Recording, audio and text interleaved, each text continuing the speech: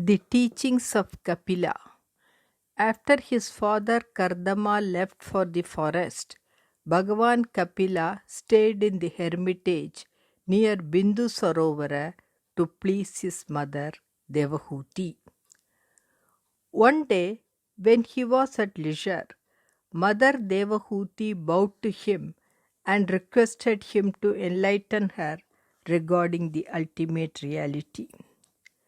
Kapila became pleased with her request and imparted the sacred knowledge to her in great detail. Kapila is glorified as the propounder of the Sankhya system of philosophy. The Bhagavatam says, Kapilas Tattva Sankhyaata Bhagavan Atma Mayaya Jata Swayam Ajas Sachat Atma Pragyaptayenranam. Bhagavatam, 3rd Skanda, 25th Adhyaya, 1st verse.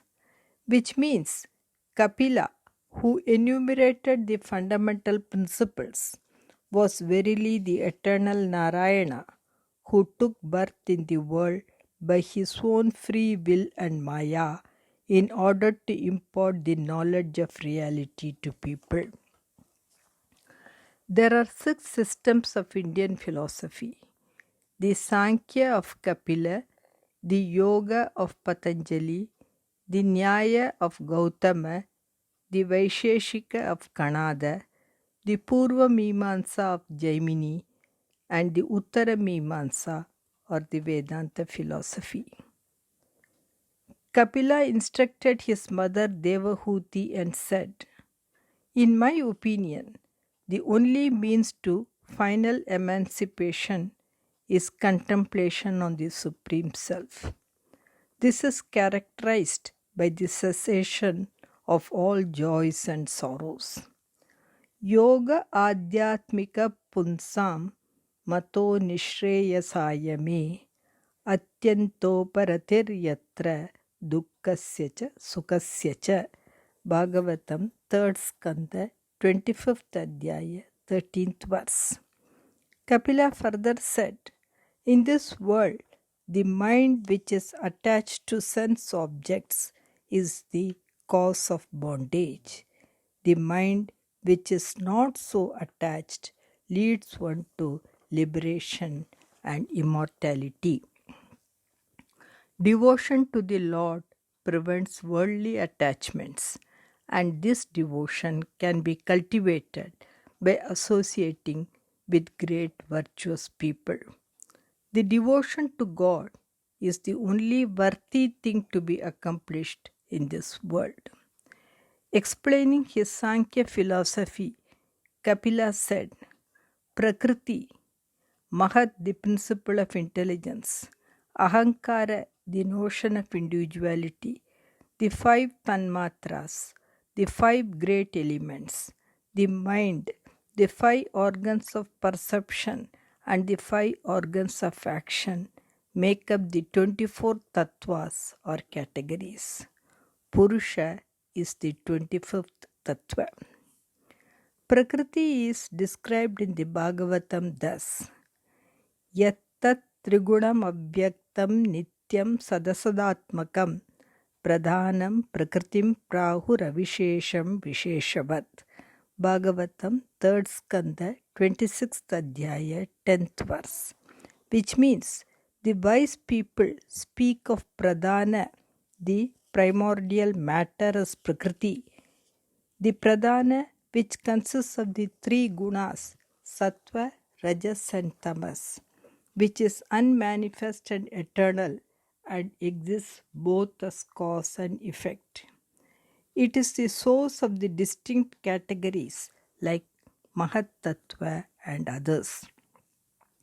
The aggregate of the 24 categories, namely the 5 gross elements, the 5 subtle elements, the 4 internal senses, the 5 senses of perception, and the 5 organs of action, has evolved from Pradhana.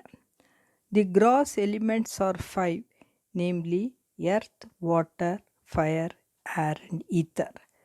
The number of subtle elements is 5, namely smell, taste, color, touch, and sound.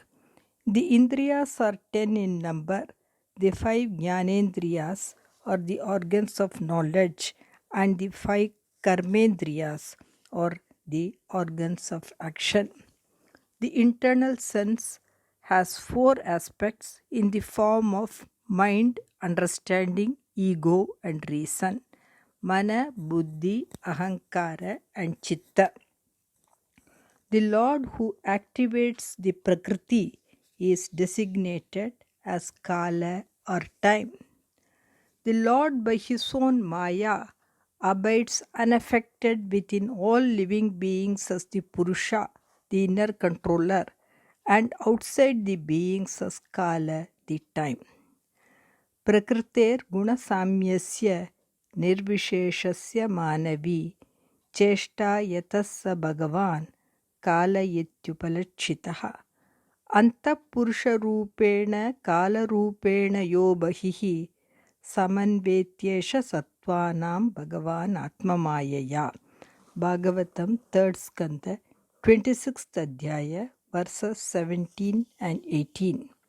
One who understands that all the categories other than the Purusha are the effects of Prakriti and that Purusha is distinct from them is released from worldly bondage.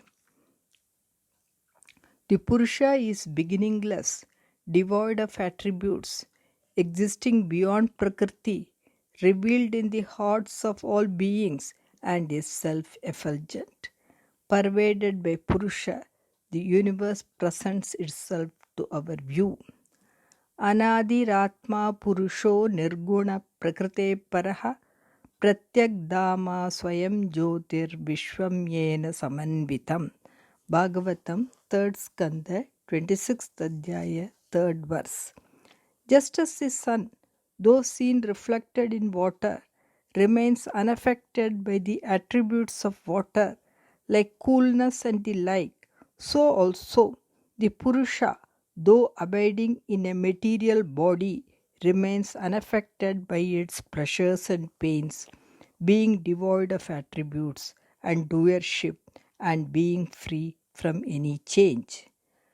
Prakritistopi Purusho Najyate Prakritairgunaihi Avikara-dakartritvan nirgunatva jalarkavat. Bhagavatam 3rd Skanda 27th Adhyaya 1st verse. The Purusha is free from the attributes of Prakriti such as hunger, thirst, and the like. By identification with Prakriti, the Purusha experiences joys and sorrows which in reality pertain to Prakriti alone. By the constant worship of God, the Purusha can disassociate from Prakriti. This is the goal of human life according to the Sankhya system.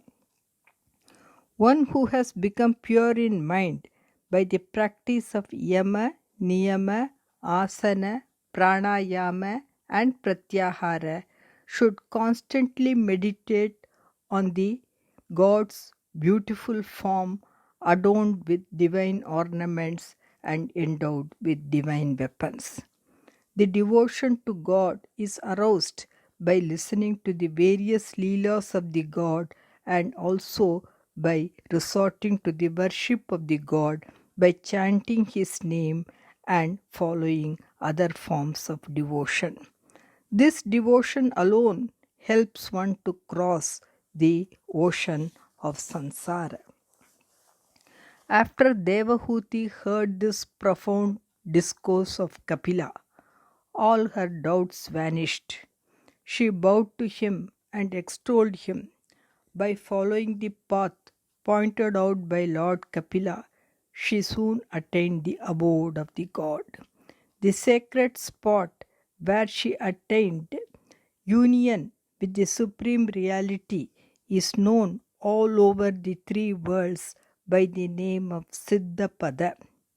Her mortal frame, which became completely pure, was transformed into a river. This river is foremost among all the rivers and it confers blessings on people who bathe in it. The Siddhas resort to this stream with great reverence. Evam sa kapiloktena margenachirata param atmanam brahmanirvanam bhagavantam avapaha tadvirasit punyatamam kshetram trailokya vishrutam namna siddhapadam yatra sa sansiddhimupeyushi tasyastad yoga viduta martyam abhutsarit srotasam pravara saumya siddhida siddhasevita. Bhagavatam 3rd Skanda 33rd Adhyaya verses 30-32. After taking leave of his mother Devahuti, Lord Kapila proceeded towards the northeast from the hermitage of his father. He was worshipped and offered an abode by the ocean god. He continues to live there even today, absorbed in deep meditation for the welfare of the three worlds, and he is praised by Siddhas, Charanas, Gandharvas, Apsaras, and the followers of Sankhya philosophy.